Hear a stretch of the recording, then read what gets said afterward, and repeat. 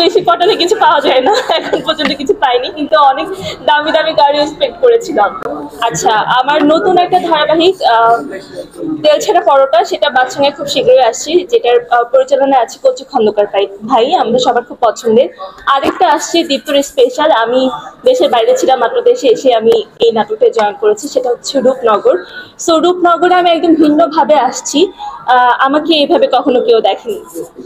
এক কথায় এই মুহূর্তে আমার অচিনপুর একটা নাটক যাচ্ছে, সেখানে লাইলি ক্যারেক্টার, ওই নাটকের নামে আমাকে ওই ক্যারেক্টারে কানেক্ট করেছে, বকুলপুরের জন্য কানেক্ট করেছে, আর গার্লস স্কোয়াডের মিম হিসেবে অনেক বেশি কানেক্ট করেছে।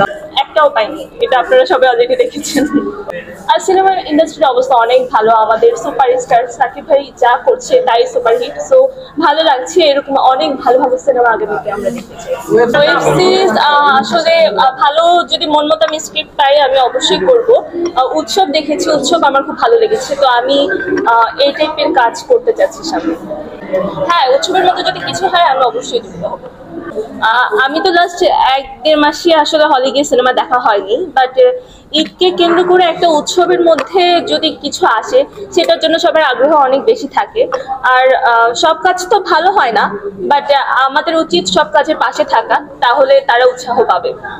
সুইজারল্যান্ড, যে দেশের নামটা আমি ভুলে গিয়েছিলাম, সুইজারল্যান্ড অবশ্যই আমার স্বপ্নের একটা দেশ। আমি সবসময় বলে এসেছি যখনই আমার সুযোগ হয় আমি সুইজারল্যান্ডে যেতে চাই।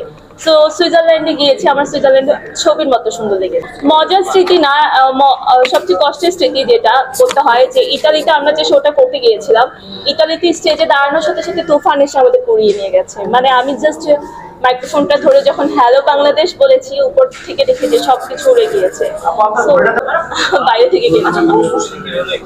তো সেই প্রোগ্রামটা আমরা ভেবেছি করতে পারবো না, প্রায় 8-10 হাজার বাঙালি ওইখানে ছিল। তারপর ছোট করে প্রোগ্রামটা করা হয়েছে, but it's a horrible moment. আমার লাইফে এরকম পরিস্থিতিতে আমি কখনো পড়িনি, আর এরকম আর না হোক কোনো প্রোগ্রামে। আমার এখনো রোলেক্স পড়ার সুযোগ হয়নি, এটা মাইক্রো কোর্স, তো মাইক্রো কোর্স থেকে রোলেক্সে যাবো খুব শীঘ্রই ইনশাআল্লাহ। তাই আচ্ছা, আমি লম্বা সময় ধরে উপস্থাপনার সাথে যুক্ত ছিলাম না, আমি অভিনয় শুরু করার পরে উপস্থাপনা একদমই কমিয়ে দিয়েছিলাম। তো লাস্ট 1 মাস আমি ইউরোপে ছিলাম, ইউরোপে আমি 5টা প্রোগ্রাম করেছি। ইউরোপ দ্য টোর বেলগো বাংলা অ্যাসোসিয়েশনের আয়োজনে এই প্রোগ্রামটা করা হয়েছে। তো France, Italy, Spain, Belgium and আরেকটা কোন দেশ ছিল মনে পড়ছে না। আচ্ছা, 5টা দেশে আমি শো করেছি।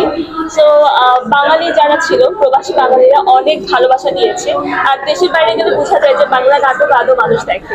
অনেক খেয়েছি, বিদেশের মাটিতে ভেবেছিলাম গিয়ে যে ভাত ভরটা খেতে পারবো না, বাট প্রবাসীদের অনেক আপ্যায়ন পেয়েছি বললাম না, তো সবার বাসায় প্রতিদিন রাতে দাওয়াত ছিল, বা ইন্ডিয়ান রেস্টুরেন্টগুলোতে দাওয়াত ছিল, সো অনেক খাওয়া দাওয়া করেছি।